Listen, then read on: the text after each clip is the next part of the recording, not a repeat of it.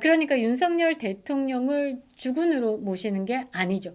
대한민국의 대통령이 아니라 권력을 이제 찬탈해야 되는 상대로 보고 있다라는 겁니다. 내가 어딘가에 스텝을 밟고 올라갈 정치 권력의 계단 정도로 보고 있다. 반갑습니다. 김영현 TV입니다. 과거에 말이죠. 조 바이든 대통령이 재선을 포기한다라는 것과 트럼프 대통령이 러닝메이트로 JD 벤스를 선택한 것에 대해서 베팅하는 등 화제가 되었던 플리마켓, 그러니까 이제 베팅 사이트 중에 하나인데요. 지난해 12월 3일 비상겸 후에 개설이 됐는데 윤석열 대통령 인용 가능성이 84%까지 찍었다가 말이죠. 25일입니다. 25일 오전 11시 기준으로 이 4월 이전에 탄핵될 것인가 라는 질문에 베팅이 15%가 가능하다. 그러니까 윤석열 대통령에 대한 탄핵 인용에 베팅한 사람이 급감했다라고도 해석이 되는 거죠. 윤석열 대통령에 대한 탄핵에 대해서 기각 또는 각하에 대한 해석들이 나오면서 이런 결과들까지 따라오는 것이다 라고 저는 보고 있는데요. 많은 분들이 윤석열 대통령의 직무 복귀를 기다리고 있습니다. 지금은 윤석열 대통령의 직무 복귀만이 대한민국의 생존의 근간이죠. 한미동맹을 굳건하게 지키는 것이고, 국제사회에서도 대한민국은 민주주의 국가, 그러니까 사회주의 국가가 아닌 민주주의, 자유민주주의 국가로 분류가 되면서 이 전체적인 안보 연합의 구성원으로서 이 번영을 함께 갈 수 있다라는 겁니다. 일단 윤석열 대통령이 돌아오신다라고 생각을 하고 다음 판을 조금 짜보는 것도 좋은데요. 윤석열 대통령께서 돌아와도 칼은 남아 있습니다. 윤석열 대통령께서 이 정치적 고난을 이겨내고 복귀를 하더라도 우리는 끝났다라고 말할 수 없습니다. 왜냐하면 윤석열 대통령이 잠시 직무가 정지됐고 떠났던 이유를 보면요. 외부의 공격뿐만은 아니었습니다. 처음부터 적이었던 민주당 꾸준히 앞으로 쭉 괴롭히겠지만 그 공격의 칼이 여러 군데였다라는 것이죠. 내부의 총질도 있었습니다. 가장 대표적인 인사가 한동훈이지 않을까라고 생각을 합니다. 그리고 그 공격의 칼이요. 사실 국회에 남아 있습니다. 윤상현 의원이 22대 국회를 해산시켜야 한다. 윤석열 대통령의 직무 복귀가 있더라도 22대 국회가 그대로면 어차피 어려운 판은 계속 반복될 것이다. 우리가 금배지를 다 반납을 해야 된다까지도 이야기를 했습니다. 뜬금없이 이원주, 민주당의 이원주가 총사퇴를 하자라는 쏘땡큐한 말을 했었는데요.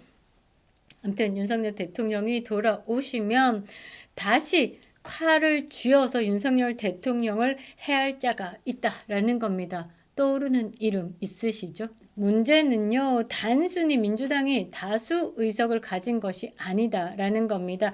이 탄핵 구조 속에서 결정적인 캐스팅 보트 역할을 했던 게 누구냐라고 여러분들이 생각을 해보시면요, 한동훈입니다. 한동훈이 반란표를 싹 쏟아가지고 준비됐습니다 했기 때문에 윤석열 대통령에 대한 탄핵이 가결이 됐다라는 거죠. 그리고 윤석열 대통령의 탄핵 과정 중에서 이 캐스팅 보트 역할을 하겠다라고 스스로 선언한 인물이 한동훈이다라는 겁니다. 윤석열 대통령의 오른팔이었던 이 한동훈이다라는 말이죠. 이재명이 오늘입니다. 26일에 유죄 판결을 받았다. 그래서 한동훈이 갔다? 전국이 안정이 될 거냐? 저는 아니다라고 봅니다. 대부분 이재명이 간다라고 하면 뭔가 최강 빌런이 정리가 됐으니까 이 세상이 정상화될 것이다라고 생각을 하지만 착각들 하지 마시라라는 말이죠. 이 한 놈이 갔다라고 해도 남아있는 놈들은요, 잘 생각해 보시면요, 정이고 민생이고 나발이고 없습니다. 그냥 그들이 원하는 건 권력이다 라는 거죠.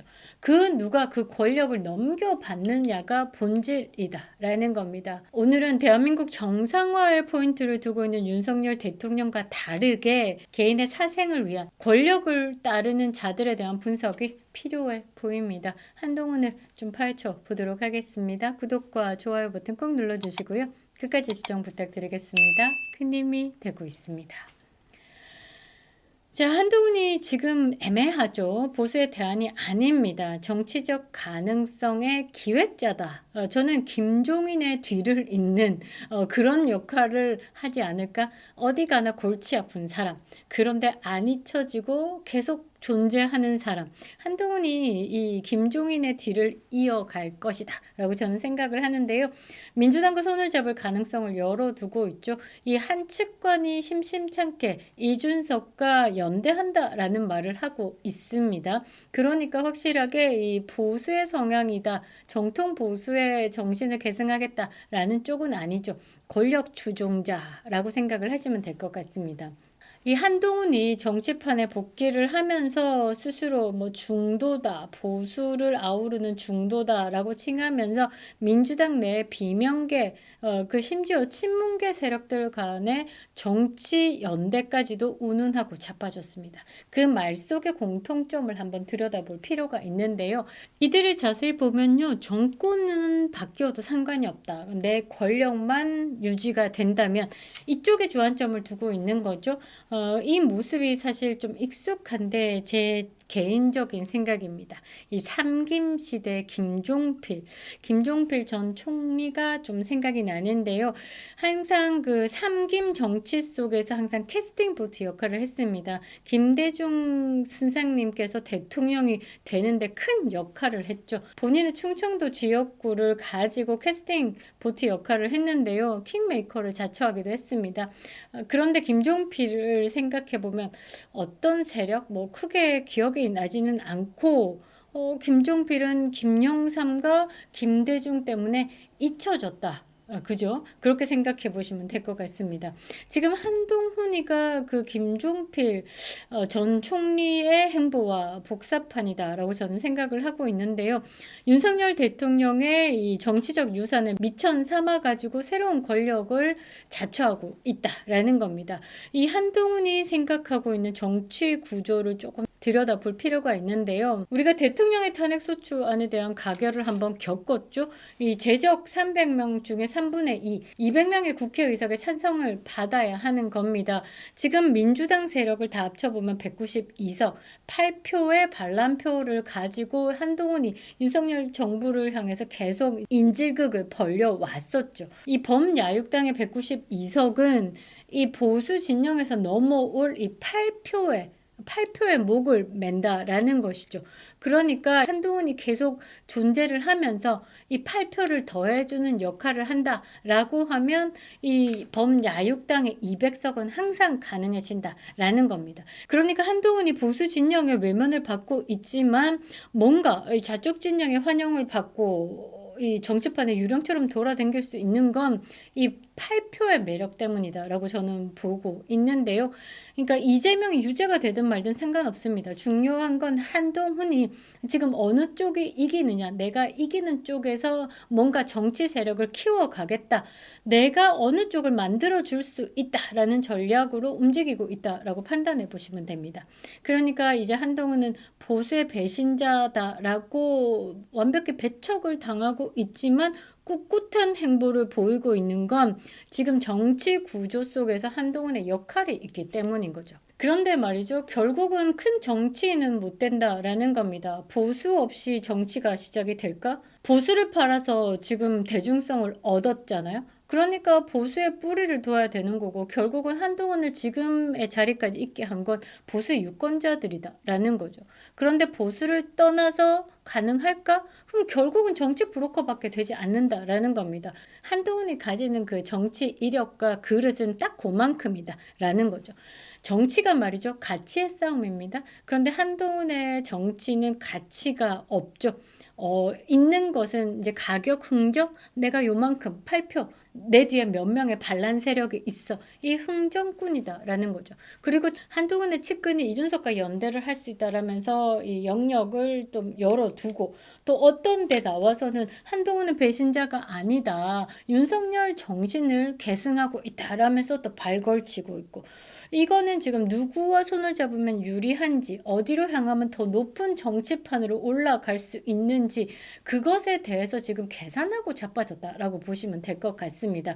그러니까 한동훈이 지향하는 건 국가의 발전, 국가의 뭐 안전, 뭐 국가가 국제사회에서 한 단계 업되고, 이게 아니라 오로지 권력이다라는 것이죠. 윤석열 대통령이 복귀하면 여러분들 한동훈이 고개 숙일 것 같습니까? 절대 아닙니다. 어딘가에 나와서 그런 말 했죠. 윤석열 대통령을 만나 뵐 일이 있으면 만나 뵙겠다. 굉장히 건방진 말이죠. 만나 뵙고 싶다. 만나서 뭔가 오해를 풀고 싶다. 아니면 사과를 하고 싶다. 이런 멘트가 나와야 정상인 겁니다. 그런데 만나 뵐 수 있다면 만나 뵙겠다. 그럼 그 말을 여러분들이 딱 해석해 보면 이미 마음속에 윤석열 대통령보다 더 높은 곳에 있다라는 겁니다. 잘 해석해 보시면. 그러니까 윤석열 대통령을 주군으로 모시는 게 아니죠. 대한민국의 대통령이 아니라 권력을 이제 찬탈해야 되는 상대로 보고 있다라는 겁니다. 내가 어딘가에 스텝을 밟고 올라갈 정치 권력의 계단 정도로 보고 있다. 우리는 기억해야 되는 게 뭐냐면 보수는 늘 내부의 균열로 망했습니다. 무너졌습니다. 박근혜 전 대통령도 내부의 배신으로 붕괴됐죠. 그리고 지금 윤석열 대통령은 한동훈이라는 이름 앞에 시험대에 오르고 있는 겁니다. 그래서 지금 곤욕을 치르고 계신 거죠. 한동훈은요, 윤심으로 시작됐지만 결코 윤심이 아니다라는 거죠. 한동훈은 그냥 정치심, 자기 부심입니다. 그래서 우리가 놓치면 안 되는 게 다시 탄핵이 올 수 있다라는 겁니다. 지금 22대 국회가 존재하는 한, 그래서 안으로부터 시작된 이 탄핵, 반드시 우리는 책임을 물어야 하는 거고 반드시 이 부분에 대한 응징을 해야 된다라는 거죠. 한동훈을 보수 진영에서 받아들이는 순간 그것은 한동훈의 배신의 이력에 외면하는 거고 그동안 보수가 가져왔던 분열의 역사에 대해서 외면하는 겁니다. 그러면 보수는 또다시 내부의 칼에 쓰러질 것이다 라는 거죠. 저는 윤석열 대통령의 그 매력은 자유민주주의를 수호하기 위해서 본인을 던진 희생이다라고 생각합니다. 윤석열 대통령 정부가 다 잘한 건 아닙니다. 과도 있습니다. 그런데 그 과오를 덮을 만한 희생이 있기 때문에 우리 국민들은 윤석열 대통령의 직무 복귀를 강력히 바란다라는 거죠. 윤석열 대통령 직무 복귀하시면요, 사람을 잘 써야 되는 거고 내 사람에 대해서 이야기를 깊이 듣는 것을 시작으로 다시 대한민국을 재건해야 된다라는 겁니다.